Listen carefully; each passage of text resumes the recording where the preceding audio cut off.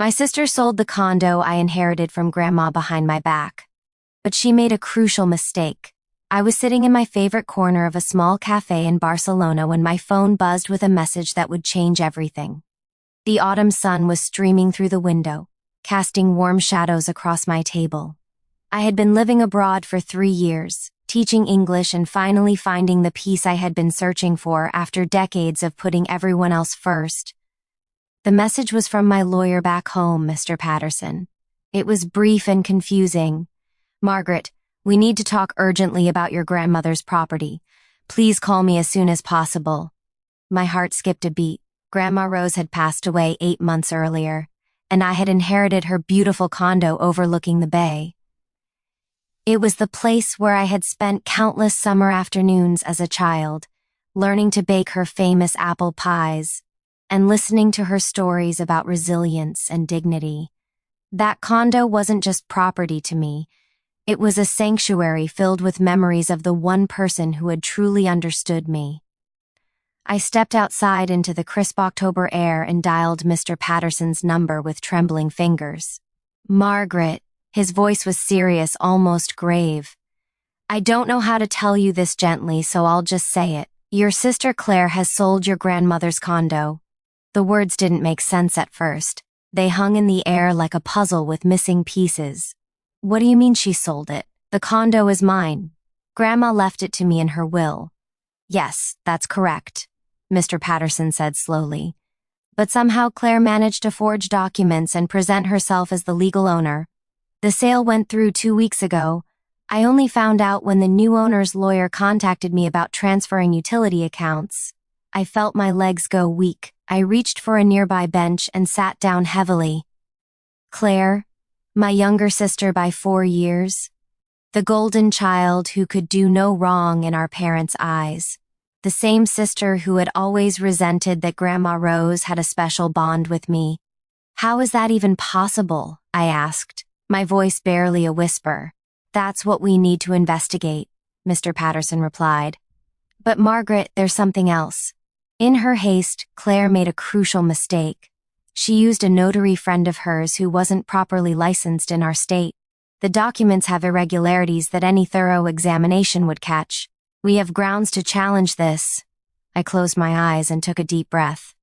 The cafe sounds around me faded into the background.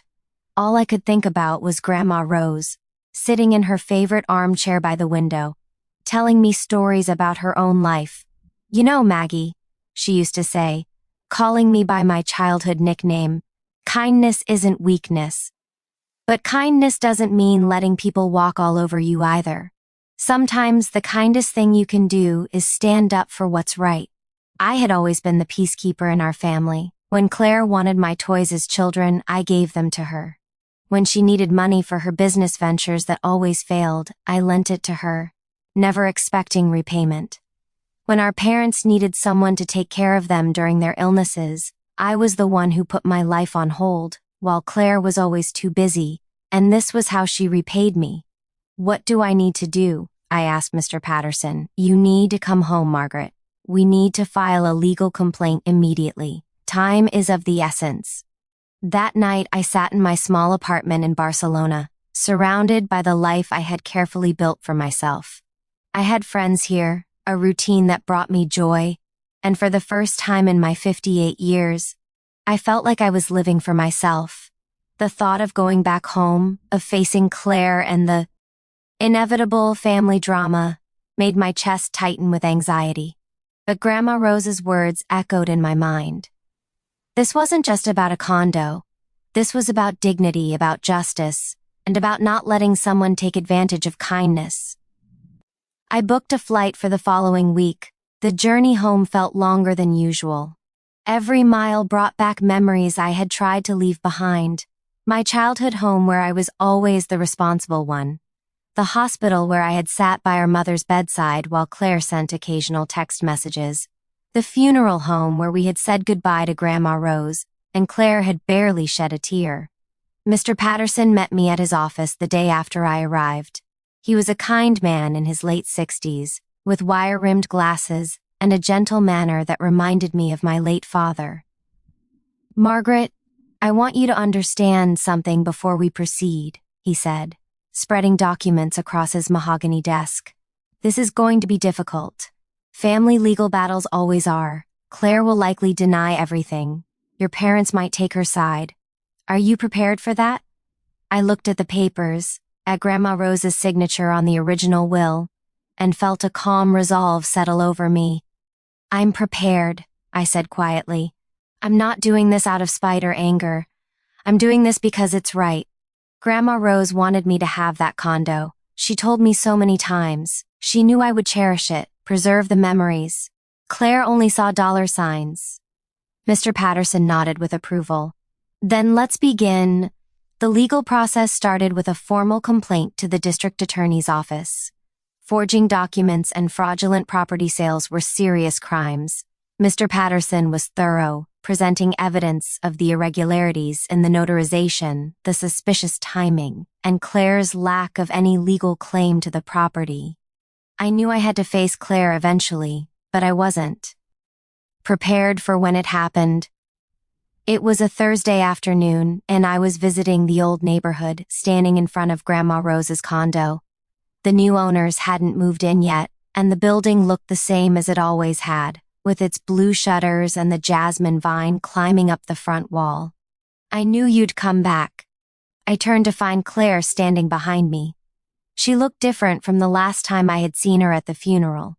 Harder somehow, with new lines around her mouth and eyes that held no warmth. Claire, I said, keeping my voice steady, we need to talk. There's nothing to talk about, she said, crossing her arms. That condo should have been mine. Grandma was old and you manipulated her. The accusation stung, but I had expected it. I never manipulated anyone, I replied calmly. Grandma Rose made her own decisions. She was sharp as a tack until the very end, and you know it. You were always her favorite, Claire spat out, years of resentment flooding her voice. Everything was always about you. Perfect Margaret who could do no wrong. I stared at my sister, and for the first time I saw past my own hurt to the pain she was carrying. It didn't excuse what she had done, but it helped me understand it. Is that really what you think? I asked softly. Claire, I gave up years of my life taking care of our parents. I put my own dreams on hold time and time again. Grandma Rose left me that condo because she knew I needed a place to call my own. A place with happy memories. She left you her savings, which was a considerable amount. But you went through that money in 6 months. Claire's face flushed. That's none of your business. You're right, it's not, I agreed. Just like the condo was none of yours. But you made it your business when you forged documents and committed fraud. I didn't forge anything, she said, but her voice lacked convey. CCN. I had every right to sell that property. No, Claire, you didn't. And now there's going to be an investigation. The district attorney's office is involved. This isn't just a family dispute anymore. This is a criminal matter. I watched the color drain from her face. For a moment, I almost felt sorry for her. Almost. You're blowing this out of proportion, she said, but I could hear the fear creeping into her voice. We can work this out between us. We don't need lawyers and courts. We're past that now, I said. You made your choice when you betrayed my trust and Grandma's wishes. I'm not doing this to hurt you, Claire. I'm doing this because it's right. I walked away, leaving her standing there. My hands were shaking, but my heart felt strangely light. The next few weeks were a whirlwind of legal meetings, depositions, and document reviews. Mr. Patterson was like a bulldog, uncovering layer after layer of Claire's deception. The notary she had used was an old college friend who had let his license lapse 2 years earlier. The signatures on several documents were poor forgeries. The timeline of the sale had been rushed, with multiple red flags that any competent lawyer should have caught. But what really broke the case open was something unexpected. Mrs. Chen, Grandma Rose's next-door neighbor for 30 years, came forward with information. She was a tiny woman in her 70s, with sharp eyes and an even sharper memory. I saw Claire at the condo several times after Rose passed. Mrs. Chen told Mr. Patterson and me in his office. She was going through Rose's papers, taking things. I asked her what she was doing, and she told me Margaret had given her permission to handle the estate, but something felt wrong about it. Rose had told me many times that she was leaving the condo to you, Margaret. She was very clear about that. Mrs. Chen pulled out a smile. Notebook from her purse. I write everything down. It's an old habit. On July 15th, I saw Claire with a man I didn't recognize. They were taking photos of the condo and talking about staging it for sale. This was just 3 weeks after Rose's funeral. I thought it was strange that you would sell so quickly, Margaret.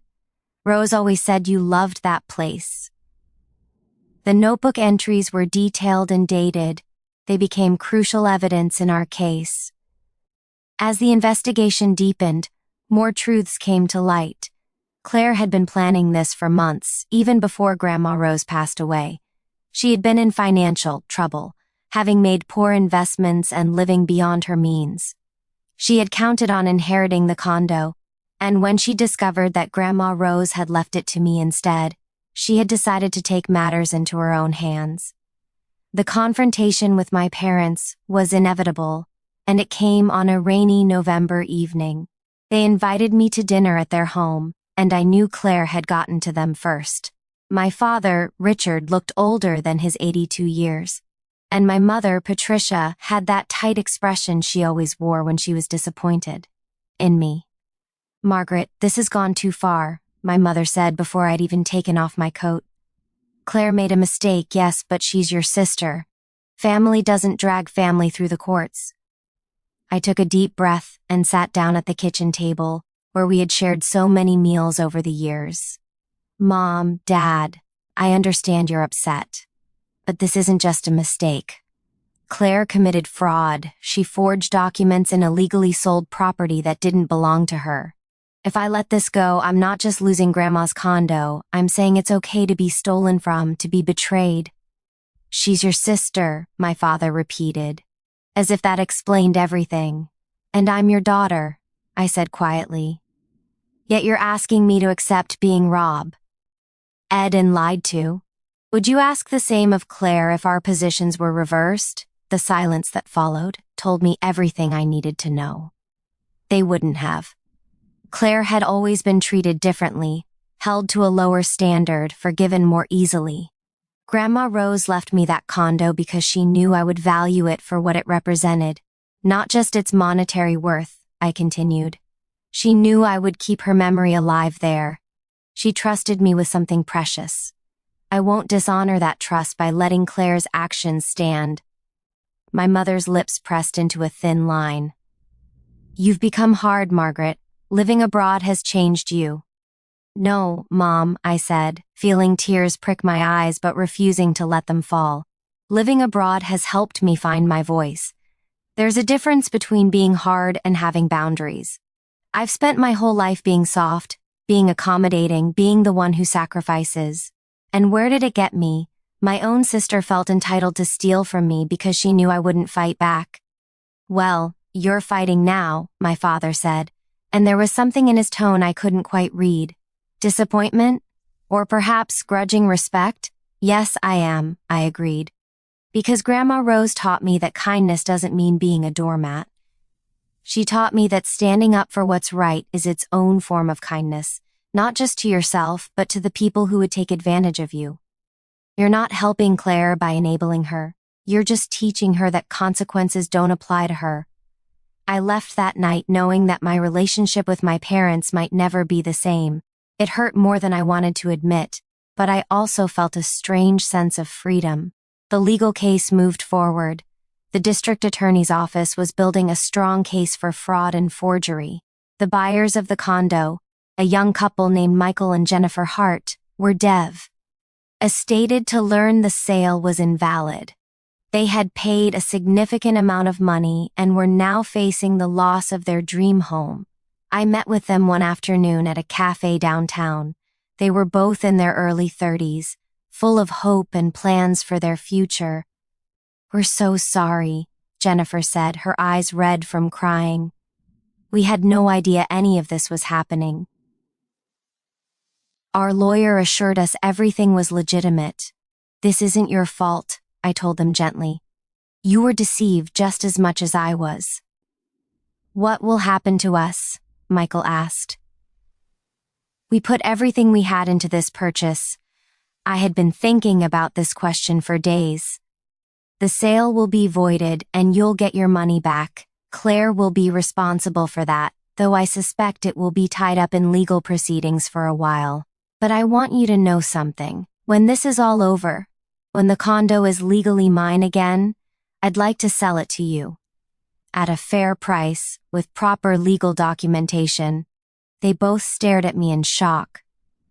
"You would do that?" Jennifer whispered. "I've been living abroad for 3 years, and I plan to continue doing so," I explained.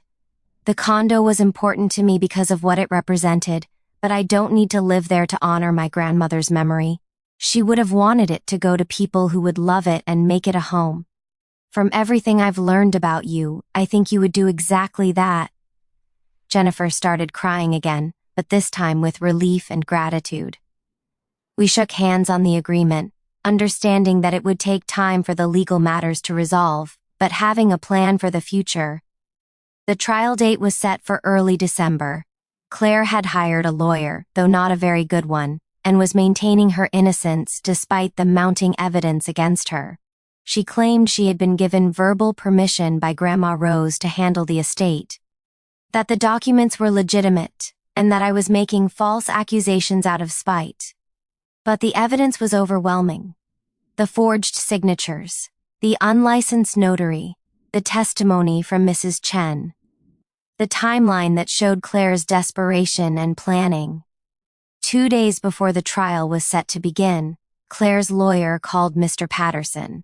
She wanted to settle. We met in Mr. Patterson's conference room. Claire looked terrible. She had lost weight, and there were dark circles under her eyes. Her lawyer was a nervous young man who clearly knew his client had no chance of winning. "My client is willing to admit to wrongdoing and accept responsibility," the lawyer began. "In exchange, we're hoping for a reduced sentence and the opportunity to make restitution." I looked at Claire across the table. She wouldn't meet my eyes. "Why?" I asked her directly. "Why did you do this?" For a long moment she didn't answer. Then, in a voice so quiet I almost didn't hear it, she said, "Because I was always second best. Because no matter what I did, it was never enough. Because Grandma Rose loved you more, and I hated you for it." The honesty of it took my breath away. "Grandma Rose loved you too," I said. "She talked about you all the time. She worried about you. She left you money because she hoped you would use it wisely and build a stable life." "I know," Claire whispered, "and I squandered it, just like I've squandered everything. I've always been jealous of you, Margaret. You had your life together. You were responsible, reliable. I was the mess. And when Grandma left you the condo, it felt like the final proof that I wasn't good enough. I felt something shift in my chest. Not forgiveness, not yet, but understanding." "So you decided to take it," I said. "I told myself I deserved it, that I needed it more than you did. You had your life abroad, your independence. I thought you wouldn't even care that much." She finally looked at me, and her eyes were full of tears. "But I was wrong. I see that now. I didn't just take a condo from you. I took Grandma's final gift. I betrayed your trust. I destroyed whatever relationship we had left." The conference room was silent except for the soft tick of the clock on the wall. "I want you to understand something," I said carefully. "I'm willing to agree to a settlement, but not because I'm letting this go or pretending it didn't happen. I'm doing it because dragging this through a full trial won't undo what you did, and it won't help either of us heal." Claire nodded, wiping her eyes. The settlement was straightforward. Claire would plead guilty to fraud and forgery. She would receive a suspended sentence with probation, provided she completed community service and paid restitution to the Hart family for their legal costs and troubles. The condo sale would be voided, and the property would be returned to me. Claire would also be required to undergo counseling. On the day we signed the settlement papers, Claire approached me as I was leaving the courthouse. "Margaret, I know I don't deserve your forgiveness," she said, "but I want you to know I'm sorry, truly sorry. Not just because I got caught, but because I hurt you. You've always been good to me, and I repaid that with betrayal. I looked at my sister and I saw not the villain of this story but a flawed, struggling human being who had made terrible choices out of pain and desperation. I hear you, Claire, I said, and maybe someday I'll be able to fully forgive you. But right now, I need time. What you did was wrong, and there are consequences. But I also hope you'll use this as an opportunity to get help, to figure out why you felt you had to do this. I will, she promised. I'm starting therapy next week. We didn't hug or make tearful reconciliations. But we parted with a small measure of mutual respect, which felt like more than we'd had in years. The following weeks brought closure in various forms. The condo was officially returned to my ownership. I met with the Harts and finalized the agreement to sell them the property at a price that was fair to both of us. They were overjoyed and promised to take care of the place with love. I spent one last afternoon in the condo before the final sale went through. I walked through each room, touching the walls, remembering. The kitchen where Grandma Rose had taught me to bake, the living room where we had watched old movies together, the small balcony where we had sat on summer evenings, talking about life and dreams. I found myself talking to her, as if she could hear me. I hope I did right by you, Grandma, I said softly. I hope you're proud of me for standing up for myself, and I hope you understand why I'm letting it go now. The Harts will make this place a home filled with love, just like you did.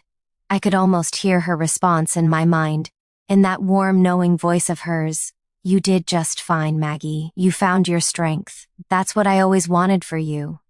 Before I left, I planted a jasmine cutting from the front vine in a small pot to take with me back to Barcelona. A piece of home to carry forward. My relationship with my parents remained strained, but they eventually came to accept my decision. My mother called a few months later, her voice tentative. I've been thinking about what you said, she told me. About how we treated Claire differently. You were right. We enabled her bad behavior because it was easier than holding her accountable. I'm sorry we didn't support you when you needed us. It wasn't a complete healing, but it was a start. Claire and I exchanged occasional emails. She was doing her community service, working at a food bank, and seeing her therapist regularly. She told me it was hard facing what she had done, but necessary. We weren't close, and perhaps we never would be. But there was a fragile peace between us. I returned to Barcelona with a lighter heart. The legal battle had been exhausting, but it had also been transformative. I had learned that I could stand up for myself without losing my essential kindness. I had learned that boundaries weren't walls, they were bridges to healthier relationships. I had learned that sometimes the most loving thing you can do is refuse to enable someone's destructive behavior. The money from selling the condo gave me financial security I had never had before. But more importantly, it represented something deeper. The knowledge that I had honored Grandma Rose's gift, not by clinging to it, but by ensuring it went to people who would cherish it. One evening, sitting in my Barcelona apartment with a cup of tea, I received an email from Jennifer Hart. Attached were photos of the condo, beautifully decorated and clearly lived in. There were flowers on the balcony, new curtains in the kitchen, and best of all, there was a baby nursery being set up in the small second bedroom. We're expecting our first child in the spring, Jennifer wrote. We're going to tell her stories about the woman who first made this place a home, and about the woman who made sure it came to us. Thank you for everything, Margaret. You've given us more than just a condo. You've given us a place to build our family. I cried as I read those words, but they were good tears. Healing tears. Grandma Rose had been right all along. Kindness wasn't weakness. It was strength combined with wisdom. It was knowing when to give and when to stand firm. It was choosing integrity, even when it cost you relationships and comfort, and standing up for what was right, even when it hurt, even when it facing family conflict and judgment, that was its own form of love. Love for yourself, love for truth, and ultimately, love for the people around you. Because real love doesn't enable destructive behavior, I looked out at the Barcelona skyline, at the life I had built for myself, and felt a deep sense of peace. The battle was over, not with winners and losers, but with everyone a little wiser, a little more honest, and hopefully, a little more whole. Grandma Rose's jasmine cutting sat on my windowsill, already showing new growth. Some things, I thought, were meant to be carried forward, not held on to. And sometimes the greatest gift we can give is ensuring that what we've been given finds its way to where it truly belongs.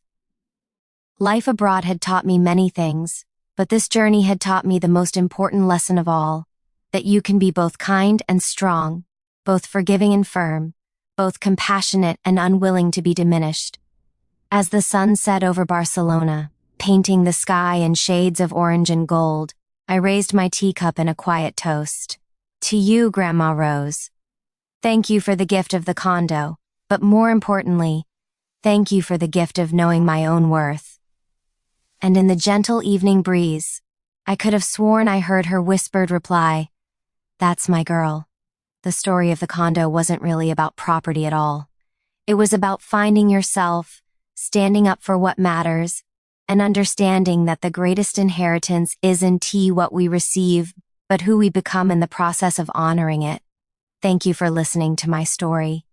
If it touched your heart or reminded you of the importance of standing up for yourself while remaining kind, please like this video, share it with someone who needs to hear this message, and subscribe for more stories about life, family, and finding strength in unexpected places.